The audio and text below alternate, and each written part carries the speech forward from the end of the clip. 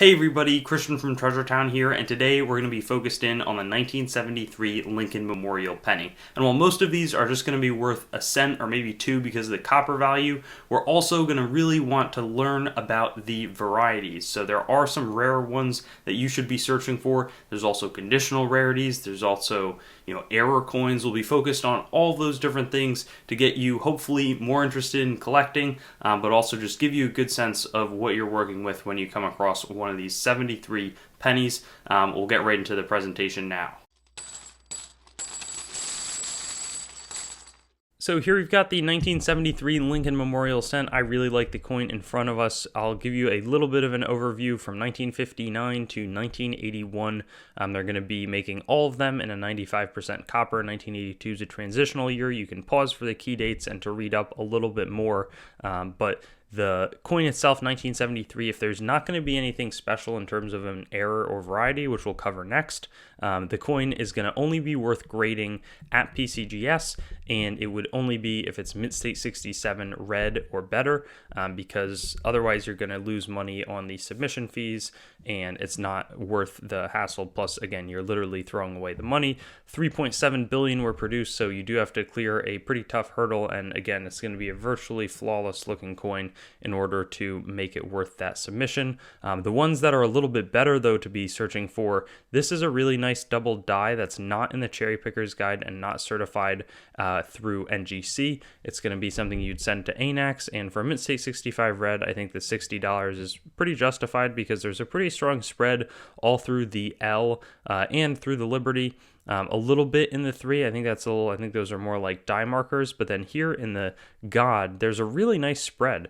You can see clear separation lines in the G, in the O, in the D, and I really like this coin. I think it's definitely a better one to be on the lookout for.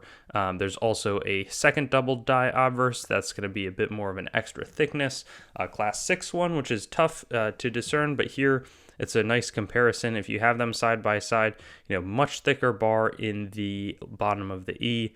Same thing, a little bit of distortion in the upper part of the N and the bottom of the G, O, and D, though the values are pretty muted on it, and the values are for non-certified coins, though you could certify this again with ANAX if you wanted to. It would be more makes sense to do when the value is like $60, but even then, I think the submission cost is going to at least be like $30. So you really have to think, as a really nice example or something better to leave uncertified. There's also a nice double die reverse that's less well known, but it shows up in the N. There's some notching a little bit in the E, but the R is really in America the best place to look for it. You can also see the split serifs in the top of the E, but that R, that's where I'd be searching for. In terms of some of the errors, this one is both partial collar and there's a struck through coin, so it has a lot going on with it, but it ended up selling for only $35. You can see it looks like there was, I'm not sure exactly what was here. It could have been another coin, or it could have just been a little bit of thing that had fallen away, like some sort of other bit of metal or something like that. The partial collar means that it wasn't properly retained, so it would have expanded, could have, if there was no collar, basically it could have been broad struck, but here it was like half of it in, and you can see on this side, you can't always tell on the side of a coin if it was partial collar, but in this case it's a nice example. This one's a little bit more expensive. It's a struck on a 1973 dime.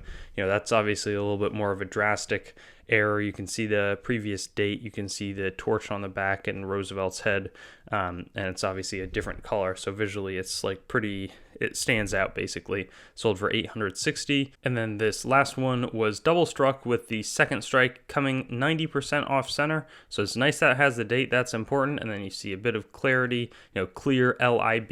It's definitely a second coin.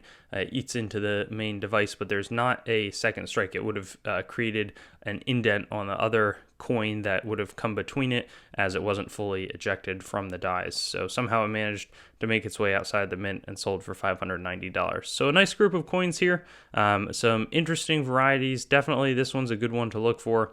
And it's probably one of my favorites that is not certified at NGC or PCGS, where it's a very visually appealing variety, this specific one, but there's going to be a lot less eyes looking for it. So you do have some upside potential if you can go and find some of these out there.